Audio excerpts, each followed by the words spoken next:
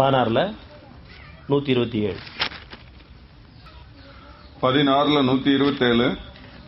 இன்னும் பொறுமையுடன் இருப்பீராக. எனினும் அல்லாஹ்வின் உதவி இல்லாமல் நீர் பொறுமையுடனே இருக்க முடியாது. அவர்களுக்காக கவலைப்பட வேண்டாம். அவர்கள் செய்யும் சூழ்ச்சிகளை பற்றி நெருக்கடியில் ஆகிவிட வேண்டாம். பல சூழ்ச்சிகள் நடந்துட்டு இருக்குது நம்ம நாட்டுக்கு. ஒவ்வொருத்தரும் சரி, தனிப்பட்ட முறையிலும் சரி, அதில் ஒரு சமுதாயத்துக்கும் சரி. நீங்கள் என்கிட்ட ஒப்படைச்சுருங்க. நீங்கள் பார்த்து உங்கள் பார்த்து மன்னிப்பு கேளுங்க. பார்த்து மீண்டும் உதவி தேடுங்க. நான் உங்களை பார்த்து வாழ வைக்கிறேன். இன்னும் நீ பொறுமையோடு இருப்பீராக. உணர்ச்சி வசப்பட வேண்டாம். மீன் உணவோட என்னோட இருங்க. பொறுமையோடு அர்த்தம் என்னோட நீங்கள் இருங்க. என்னை விட்டு வெளியே போயிருங்க. உங்களால் எந்த தீமையும் நீக்க முடியாது. உங்கள்கிட்ட இருக்க ஒரு தீமையை உங்களால் நீக்க முடியாத போது, நம்மகிட்ட தீமை நம்ம நீக்காத போது எப்படி சமுதாயத்துக்கு ஒரு தீமையை நீக்க முடியும்?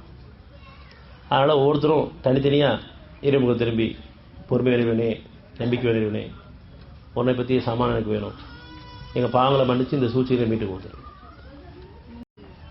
ஏனும் அல்லாஹ்வின் உதவி இல்லாமல் நீங்கள் பொறுமையோடு இருக்க முடியாது.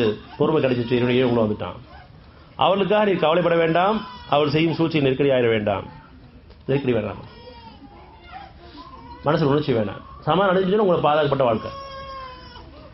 எப்படி நம்ம இறைமுகம் திரும்பி பிரார்த்தனை இருக்கும்போது மனசை அமைதியை கொடுத்து உடலை சுகப்படுத்துறானோ, ஆனால் வெளிப்படையாக பார்க்குறவங்களுக்கு ஒன்றுமே செய்யாமல் இருக்காங்களே எப்படி சுகமானு கேட்பாங்க.